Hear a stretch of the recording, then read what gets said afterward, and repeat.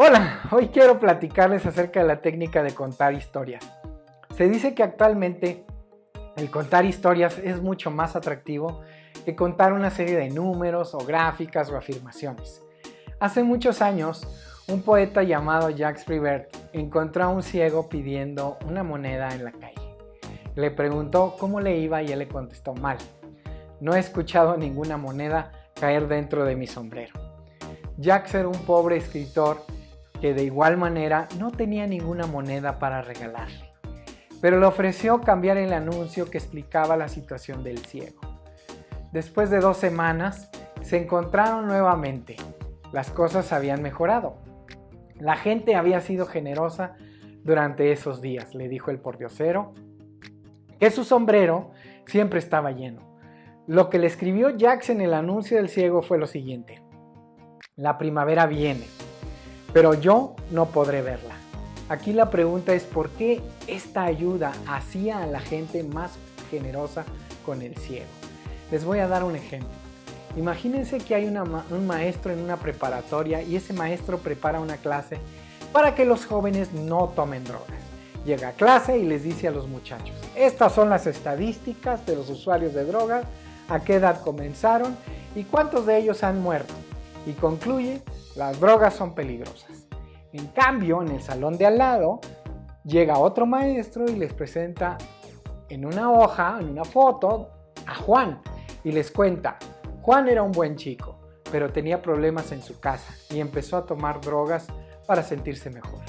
Después les cambia la foto por otra imagen de un hombre al parecer muy enfermo, con dientes faltantes en su dentadura, y les dice: este es el mismo Juan de hace 10 años. Las drogas, concluye, son peligrosas. ¿Qué clase de las dos es más memorable? La segunda, ¿verdad? Aquí está el porqué. Las afirmaciones lógicas, como las drogas son peligrosas, solo comprometen a 2 partes del cerebro. Una es la responsable del procesamiento del lenguaje y la otra de la comprensión. Cuando escuchamos historias, por contraste, nuestros cerebros se encienden como si fuéramos un tablero. De repente, no solo estamos procesando esas emociones, imaginando las sensaciones y usando la parte del cerebro que es responsable por la planeación cognitiva. Regresando al primer ejemplo, nuestro cerebro puede completar rápidamente los números, pero también rápidamente podemos olvidarlos. En cambio, en el segundo ejemplo, tenemos que darle a nuestras neuronas un trabajo más difícil, más arduo, desde imaginar los detalles de la vida de Juan, preguntarnos los problemas que nosotros mismos tenemos con respecto a los de Juan y preguntarnos a nosotros mismos si tomaríamos las drogas si estuviéramos en sus zapatos. Este barrido de las neuronas hará que nuestra segunda lección sea más fácil de recordar. Cuales sean sus opciones, estos estudiantes recordarán al pobre de Juan si algunas veces les ofrecen las drogas. Pero si te comento la siguiente historia: Pedro y María vivían en una comunidad, se conocieron, no encontraron parejas que interfirieran entre ellas y eventualmente se casaron.